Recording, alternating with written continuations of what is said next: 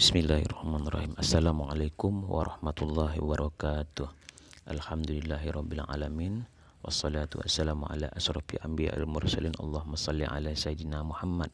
Melanjutkan pada pembahasan kita pada pertemuan yang kemarin, yaitu kitab yang dikarang oleh Maulana Muhammad Zakaria Al-Handalawi tentang Fadilatul Amal. Di dalam Al-Quran Surah Al-Baqarah ayat 177. Laisal birra an tuwallu wujuhakum qibala al-masyriqi wal-maghribi walakinnal birra man amana billahi wal yawmil akhir wal malaikati wal kitabi wan nabiyyin wa atal mala ala hubbihi dhawil qurba wal yatama wal masakin ذوي القربى واليتامى والمساكين وابن السبيل والسائلين وفي الرقاب وأقام الصلاة وآتى الزكاة. Bukanlah menghidupkan wajah kalian ke arah timur dan ke barat itu suatu kebajikan, tapi kebajikan itu adalah beriman kepada Allah Subhanahu wa taala. Hari kemudian malaikat-malaikat, kitab-kitab para nabi, dan memberikan harta yang dicintai kepada kerabatnya, anak-anak yatim, orang-orang miskin, musafir, orang-orang meminta-minta, dan merdeka, hamba sahaya, mendirikan solat dan menunaikan zakat. Al-Baqarah ayat 177. Dalam ayat ini telah menerangkan sebagian dari sifat-sifat mereka. Allah Subhanahu wa taala berfirman, mereka adalah orang-orang yang benar dan merekalah orang-orang yang bertakwa. Abu Qatadah radhiyallahu anhu berkata bahwa orang-orang Yahudi selalu sembahyang ke arah barat, sedangkan orang-orang Nasrani ke arah timur. Berkenaan dengan hal inilah ayat di atas diturunkan. Masalah ini juga telah dinukilkan oleh beberapa ulama.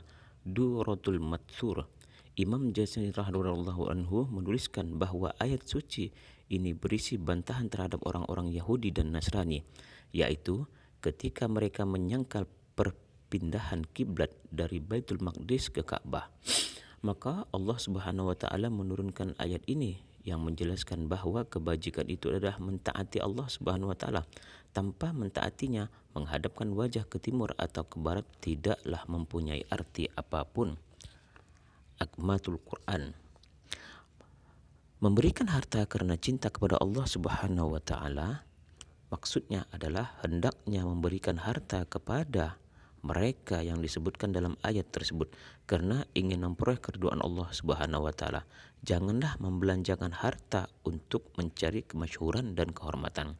Karena dengan niat semacam itu adalah sebagaimana yang dikatakan dalam pepatah, jika kebaikan rusak, dosa pasti diperoleh. Yakni sudah membelanjakan harta di sisi Allah Subhanahu wa taala bukan pahala yang diperoleh, tetapi justru kita yang mendapatkan dosa.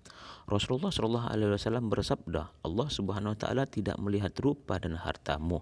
Yang dilihat bukan berupa banyak harta yang diinfakkan, tetapi amal dan hati, yaitu apakah niat dan tujuan dalam meninfakkan harta itu. Mishkat. Dalam hadis lain, Rasulullah Shallallahu alaihi wasallam bersabda, yang paling aku takuti atas diri kalian adalah syirik kecil.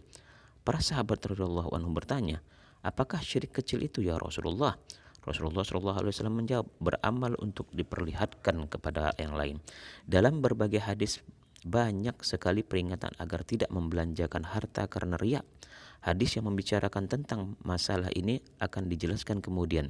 Terjemahan di atas benar bila yang dimaksud adalah memberikan karena Allah Subhanahu wa taala dan sebagainya. Ulama menerjemahkan dengan senang menyedekahkan harta, yakni hatinya merasa senang menyedekahkan hartanya dan sama sekali tidak mengeluh, mengapa saya harus bersedekah?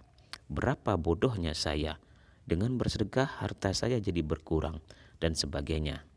Dan kebanyakan ulama-ulama menerjemahkan dengan mencintai harta, yakni walaupun ia mencintai harta itu, ia tetap membelanjakan di tempat-tempat tersebut. Dalam hal sebuah hadis diterangkan bahwa seorang bertanya, ya Rasulullah, apakah yang dimaksud mencintai harta?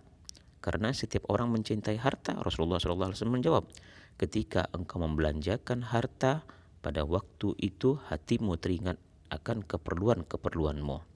Kemudian muncul dalam hati kekhawatiran-kekhawatiran akan keperluan-keperluanmu tersebut.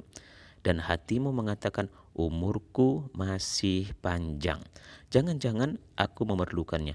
Dalam hadis lainnya Rasulullah SAW bersabda, sedekah yang baik adalah membelanjakan hartamu ketika sehat dan kamu miliki harta untuk hidup di dunia. Jangan sampai kamu menunda-nunda sedekah sehingga ketika ruh hendak keluar dan maut sudah menjelang kamu baru berkata, sekian untuk si fulan. Karena pada waktu itu harta telah menjadi milik fulan ahli waris. Maksudnya, ketika sudah tidak ada harapan untuk hidup yang sudah tidak mengkhawatirkan keperluan-keperluannya, seseorang baru berkata, sekian untuk masjid itu, sekian untuk anak madrasah. Padahal pada saat seperti itu, harta tersebut seakan-akan telah menjadi milik ahli waris.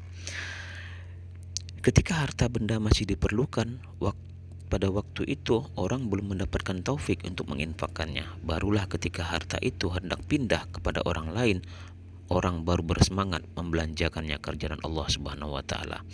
Oleh sebab itu, syariat suci menetapkan bahwa sedekah pada waktu hampir meninggal dunia dapat diambil dari sepertiga kekayaan. Jika seseorang pada waktu seperti itu menginfakkan semua hartanya tanpa izin ahli waris, kemudian ia meninggal dunia, maka wasiat si mayat yang lebih dari sepertiga tidak sah. Dalam ayat ini disebutkan secara terpisah tentang pembelanjaan harta untuk anak-anak yatim, orang-orang miskin. Yang terakhir disebutkan tentang masalah zakat. Berdasarkan ayat ini dapat diketahui bahwa menginfakkan harta kepada anak-anak yatim dan orang-orang miskin adalah dari sisi harta setelah ditunaikan zakatnya.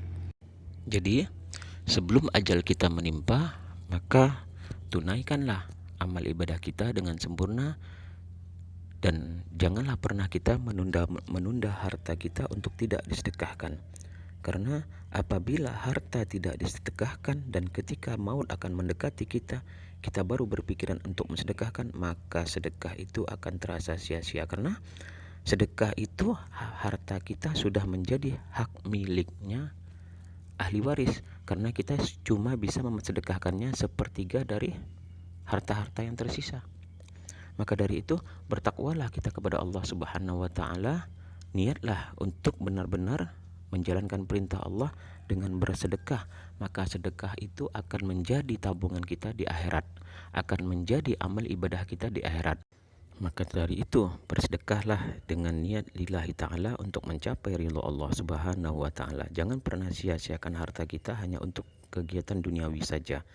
Manfaatkanlah harta kita untuk apa-apa.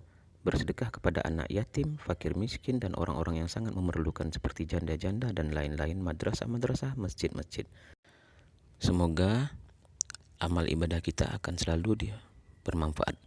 Cukup sampai di sini saja. Semoga apa yang saya sampaikan itu menjadi bakti amal kepada kita.